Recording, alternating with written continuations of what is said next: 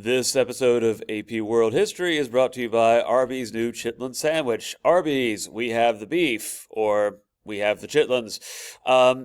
Also guaranteed to give you a coronary, a stroke, and up to 3 Purple Hearts. The year is 1941, and Adolf Hitler is master of the European continent. Remember, he conquers most of Europe after 1940 when he unleashes his war against Western Europe called the Blitz. In just 6 weeks, France manages to fall. So now he engages in a protracted air war against Britain, and it seems like Hitler develops some situational ADHD and gets bored with bombing the British. And so in 1941, he does the unthinkable. Adolf Hitler invades the territory of his ally, the Soviet Union, unleashing the largest land war in the history of humanity, Operation Barbarossa.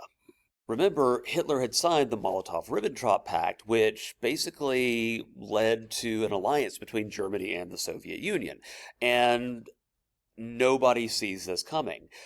Also, Joseph Stalin doesn't really see Hitler coming, or at least he doesn't really anticipate a German invasion. He is warned by British intelligence ahead of time that the Germans are coming, but because the British are a bunch of imperialist capitalist stooges, he basically doesn't believe them. So Stalin gets invaded and seems to suffer something of a nervous breakdown in the first few days of the invasion.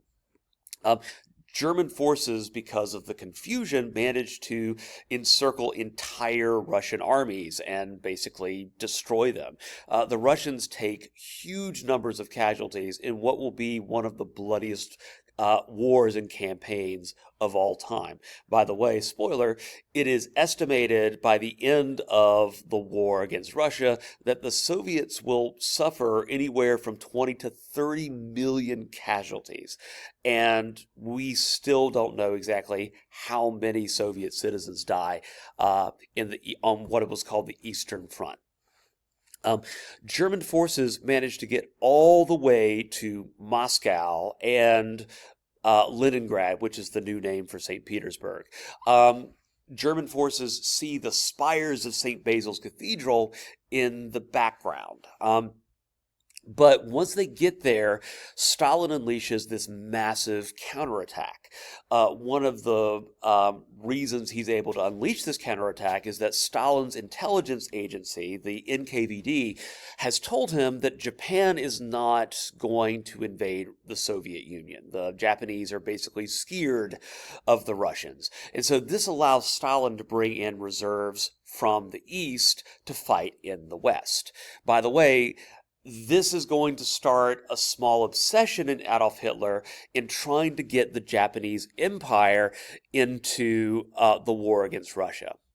For the Germans, they just get pushed back a little bit. It shouldn't be the end of the world, but the problem is that this counterattack launched by the Soviet Union is launched in December of 1941. So the Russian winter is basically setting in. And basically, it becomes a lot harder for the Germans to launch attacks. They can't do the whole blitzkrieg thing. And for one reason, because blitzkrieg depends upon surprise. Well, now there's no longer a surprise that the Germans are in the heartland of the Soviet Union. So in 1942, you have a new set of German offensives. The Germans seem very focused on taking the strategically unimportant city of Stalingrad. Gee, I wonder why they want to take the city of Stalingrad. And you know what? Joseph Stalin, even though the city is insignificant, feels the need to defend Stalingrad. Gee, I wonder why. If you can't pick up on it, it's because, well, it's the fact that Stalin's name is in Stalingrad. So it's symbolic value. But it ends up being a huge meat grinder that actually mimics some of the worst days of the First World War. Germany's Sixth Army manages to fight its way into the heartland of Stalingrad. The problem is now it's the Germans' turn to get encircled. The Soviet armies managed to surround over 600,000 German troops and force it to surrender. Now, Stalingrad is kind of considered one of the decisive battles, not just of World War II, but of world history. It doesn't end the war, but it basically guarantees that Germany is no longer going to go on the offensive, or at least is not going to launch offensives nearly as much. It also ensures that the Soviet Union isn't going to collapse anytime soon. And by 1943, it's actually the turn of the Soviet Union to go on the offensive, and they start pushing the Germans back towards the Polish border. You know what's more important than the big battles of World War II? The staff meetings of World War II. I know, that's exactly why you signed up to take AP World History. You want to learn about all the really interesting staff meetings of the Second World War. But remember, the Second World War is a total war, which means that it's really hard for any one battle to really decisively affect the outcome. You have exceptions, like Stalingrad on the Eastern Front, D-Day on the Western Front, the Battle of Midway in the Pacific, but for the most part, no single battle is going to turn the tide. What does determine the shape of World War II and its aftermath is all the meetings between the Allied heads of state. The first example of this is the Casablanca Conference in 1943. So Allied forces have basically just pushed out German and Italian forces from North Africa. And now there's going to be a meeting between American President Franklin Delano Roosevelt and British Prime Minister Winston Churchill as to what the war is going to look like now. And the Americans, they go into the Casablanca Conference basically saying, America, we have to invade Germany like tomorrow. And the British response is basically, wait a tick. Fighting the Germans is actually rather hard. Why don't we do something that doesn't throw our military into a giant wood chipper? The British come prepared, and they propose basically going after the third wheel of the Axis powers, and that is Mussolini's Italy, which, of course, was allied with Hitler. And the Americans don't really have any great counter-arguments for this other than America, and we don't have the patience for this. So ultimately, the British do get the Americans to agree on basically focusing on Italy next. Now, the reason this is important is that after the conference, everybody's expecting FDR to sort of unveil the master plan for the end of the war, how Germany is going to get crushed. It's almost like the atmosphere of a big Apple product reveal, where it's going to unveil the iPhone 18, but instead, Apple is just going to unveil some, like, earbuds or something like that. Nothing like earth-shattering.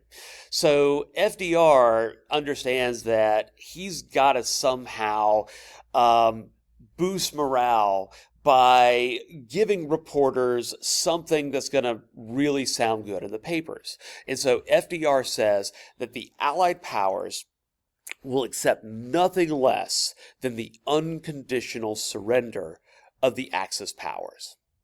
Now, when FDR talks about unconditional surrender, it's just a line. It's supposed to make America sound tough, and it's supposed to be there because nothing else of any real substance is going to be announced. But sometimes words have really dramatic consequences, and here's one of those consequences. So this is a picture of a Japanese kamikaze pilot, and the aftermath of a kamikaze attack. For those of you who don't know, this is an act or an action where young pilots will be trained to fly their aircraft into warships. And the idea is that a single individual might kill or incapacitate hundreds by ramming their airplanes into warships. It would kill the pilot, but the idea is that it would kill a lot more Americans. So The kamikaze is not just something that happens sporadically. It's like a strategy that the Japanese Empire leans into, interestingly, after the demand for unconditional surrender. Because unconditional surrender, for example, Japan, means that they have to give up their empire. They might even have to give up their emperor. And remember, their emperor is their god, or at least arguably their god, one of their gods. And so Roosevelt gets some criticism, especially after the war, because the argument is with unconditional surrender, this forces Germany and Japan to fight far longer than they actually would have. Now, one Allied leader that was conspicuously absent at Casablanca is Uncle Joe Stalin. The reason being is because Joseph Stalin didn't want to lead the Soviet Union during this time period. He was sort of overseeing the counteroffensive to push the Germans back. And so basically he says, would love to, but can't work it into schedule. That changes with the Tehran Conference. So in the Tehran Conference, you have the first meeting of the big three. FDR, Winston Churchill, and Joseph Stalin, arguably the most powerful men on the planet. And they're meeting to decide what basically the future of World War II is going to look like. So at the Tehran Conference, basically Stalin is trolling the British and the Americans by saying things like, when are you going to start fighting? And Winston Churchill makes the point that they've been fighting since 1939. And Stalin's like, so you fly your airplanes above Britain and you fight some small Axis forces in North Africa, but you lose 10,000 people, we lose millions. So really, when are you going to start fighting? And I mean, Stalin's kind of right, because in some sense, the war in the West, the war between Britain, the United States on the one hand, and Germany on the other, is a lot smaller in scale than the war in the East. The Soviets, even though they're more successful now, are taking extraordinarily heavy casualties. We're talking about millions of people. And so Stalin wants something to relieve the pressure. And it's at this point, over Churchill's objections, that the United States commits both itself and Britain to launching what's called a second front into France. This is going to pave the way, of course, for the D-Day landings. So let's turn to the war in Britain and in Italy. So remember that Britain was the only democracy to survive the Nazi Blitz. And that's less because of Britain's military superiority and more because there's this 20-mile wide, thin ribbon of water called the English Channel that protects the British Isles from invasion, basically because the Nazis haven't invented boat tanks yet. So Britain has some protection, and of course, Britain has the Royal Navy, which is still much, much larger than the German Navy. So the Germans can't attack the British at sea. The British can't attack the Germans on land. So the only way they can really attack each other in 1940 and 41 is in the air. And so this begins the Battle of Britain. We talked a little bit about strategic bombing and how strategic bombing is used to try to basically pulverize a population into seeking terms. This is what the Nazis are trying. At first, they're trying to bomb British airfields, but then they sort of switch to bombing the city of London. And a lot of iconic British buildings are killed, are destroyed or damaged. Buckingham Palace is hit, for example, the home of the British royal family. And it's estimated in the Battle of Britain that around 60,000 civilians are actually killed. But if the Germans were hoping for the British to cry uncle, they were sorely disappointed. In fact, what seems to happen is that the Battle of Britain and the bombing of British towns and cities actually brings the British people even closer together than they were before. And it also makes the British even more eager to fight the Nazis to the very end. So by around 1941, Germany basically abandons plans to conquer the British. So the Battle of Britain is important because this air battle marks the first decisive defeat that the Nazis suffer. So in 1941, the war between the Allies and the Axis expands into the European colonies, especially in North Africa. So Italy tries to basically remove Britain's presence in Egypt by invading Egypt.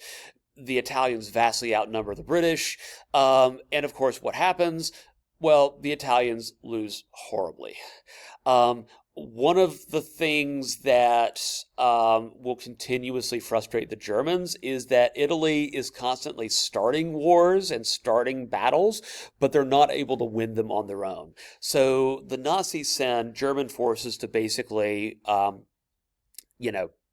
buttress the Italians in North Africa. And so what eventually happens is you have this war between Britain on the one hand and Germany on the other in the North African desert.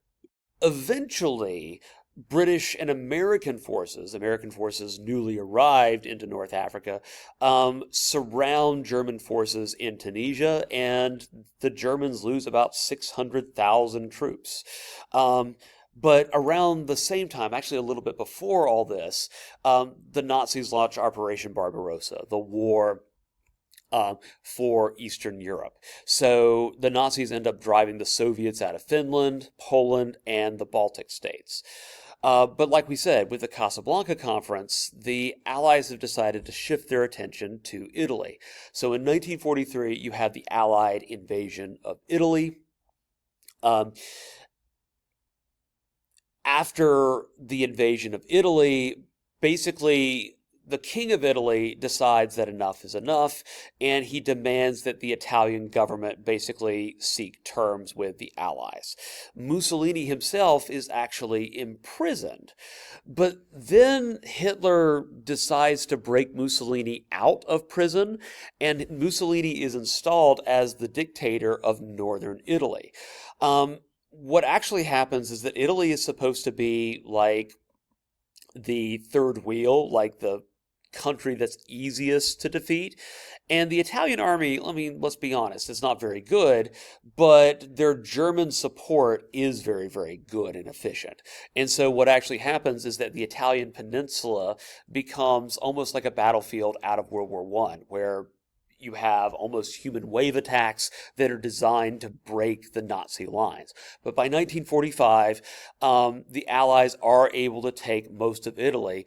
Mussolini himself is actually captured with his mistress by Italian left-wing partisans. And when they're captured, Mussolini and his mistress are hanged, and their bodies are set on fire.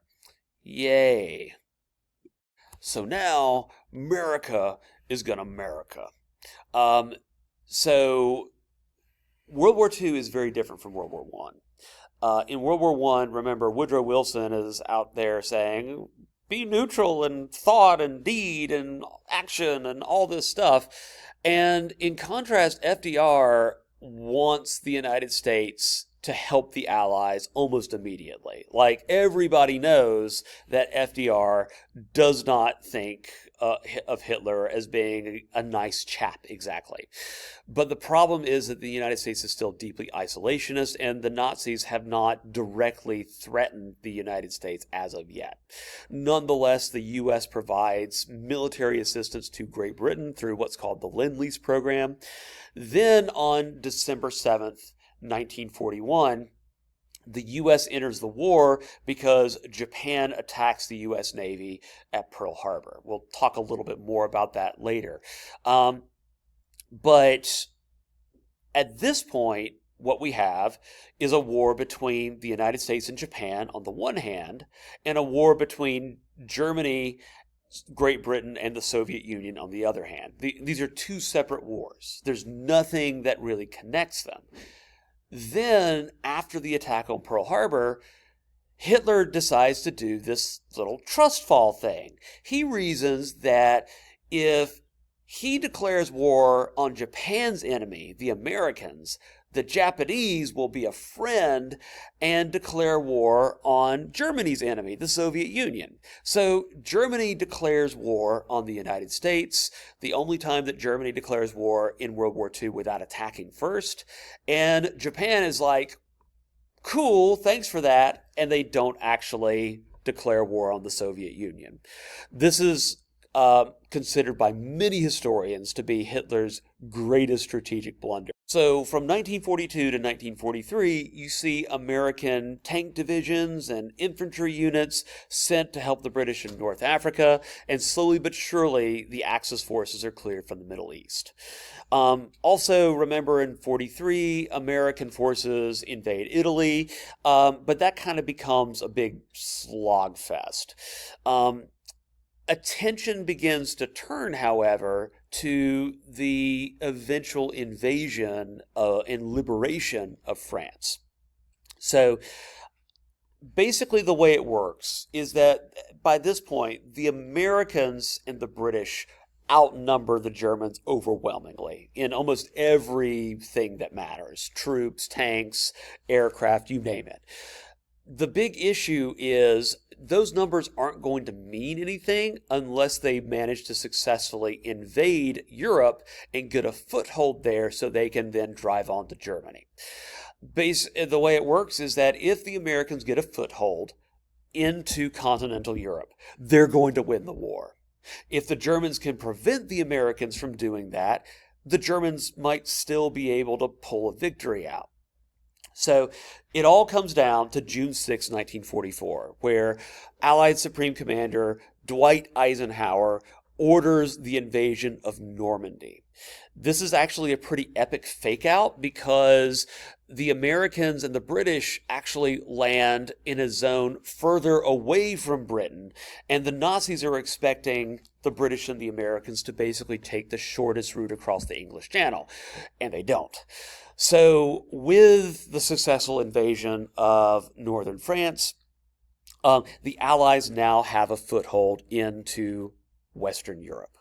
Hitler's got one last shot to basically defeat the Western Allies. So in December of 1945, he launches an all-out assault called the Battle of the Bulge, designed to break British and American forces and drive them into the sea. As the name suggests, they drive an enormous bulge into the Allied lines, but they're not able to defeat the British and the Americans. And so at that point, basically the German army is just fighting on the defensive. This is the last time it tries blitzkrieg tactics, and it basically falls flat on its face. Furthermore, in 1945, the Soviet Union begins driving deeper and deeper into Poland and Germany. So the Allies begin invading Germany from the west. The Soviet Union begins invading from the east. Eventually, it's decided that the Soviet Union will get the opportunity to finally crush German forces in Berlin. So Berlin is entirely surrounded, and the people there are trapped, including Adolf Hitler, who basically holds up in a bunker with his girlfriend and eventual wife, Eva Braun. So seeing the inevitable, seeing the writing on the wall, and fearing that he would be captured and put in what was called a human zoo, German dictator Adolf Hitler commits suicide on April 30th, 1945. Hitler refuses to make peace with either the United States, the British, or the Soviet Union because he basically becomes a nihilist towards the end of the war.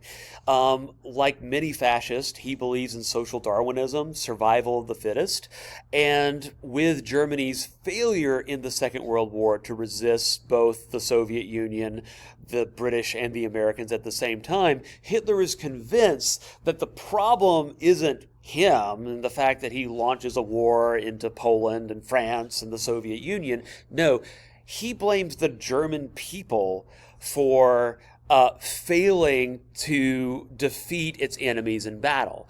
And so he believes that Germany should not outlive him. And so he commits suicide thinking that Germany itself is basically going to be driven into extinction. So Hitler causes an enormous amount of damage to Germans in the war, but that pales in comparison to the damage he inflicts upon certain groups, and especially German Jews. In 1935, we've already talked about the Nuremberg laws, where German Jews are stripped of citizenship and their basic human rights. It statutorily defines who is considered a Jewish person based upon how much Jewish blood they inherited. At first, Jews are confined to ghettos, these communities that are made up of Jewish individuals, where they have to wear basically the Star of David, signifying that they are Jews. The Warsaw Ghetto is, of course, the most famous of these ghettos. But by 1942, there's a shift. There is the Wannsee Conference that's convened by the German SS. And there, the leaders of most of Germany's major government departments meet, and they decide to embark upon what is called the final solution. Now, by this point, Germany has already invaded the Soviet Union in Operation Barbarossa, and one of the things that Hitler orders is he orders special units of the SS called the Einsatzgruppen to basically move in along with the German army, round up Jews in Soviet territory, and execute them. But the problem with this, from the perspective of the Germans, wasn't the fact that you were executing civilians and committing genocide. The problem is that executing citizens and committing genocide is bad for the morale of the troops. So the final solution that is decided upon at the Wannsee Conference is to establish death camps where massive numbers of Jews are going to be executed on an industrial scale using chemical agents like gas. This is called the Holocaust. This is a phenomenon, a tragedy that involves the murder of over 6 million Jews. And additionally, individuals called undesirables were also murdered and sent to concentration camps. This includes groups like the Romani, the Slavs, political prisoners, homosexuals, communists, and Jehovah's Witnesses. We still don't know how many people were killed in the death camps, but as many as 12 million is our best estimate, half of whom were Jews. So just to give you an idea, 9 million Jews lived in Europe before the Holocaust, so over 2/3 of them were killed. Adolf Hitler arguably launches the war against the Soviet Union because of anti-Semitism. He refers to the Soviet Union as being the center of Judeo-Bolshevism. But he arguably also loses the war because of anti-Semitism, because the Nazis invested so much of their resources into the Holocaust that arguably the Germans would have at least done a lot better militarily had they, not committed genocide. The Holocaust is one of the worst crimes human beings have ever committed on other humans. What makes the Holocaust so unique and different is the scale at which it occurred. You had individuals from within the German government coldly and bureaucratically create a system of industrial slaughter. And they created it so that it was as impersonal as possible. I want you to look at this picture. Really look at it. It's a picture from World War II, but to be fair, it could be a picture of young people from almost any point in history. You have a guy playing a musical instrument, everybody is cutting up, seemingly having a good time. This could be a picture of 20-something college students today. But the other thing that distinguishes the photograph here is this. You are looking at the face of evil. Because the people in this photograph are concentration camp guards and personnel enjoying some downtime. These are surprisingly normal people who manage to do some of the most abnormal things imaginable to other human beings. And if that doesn't keep you up at night, I'm not sure what does.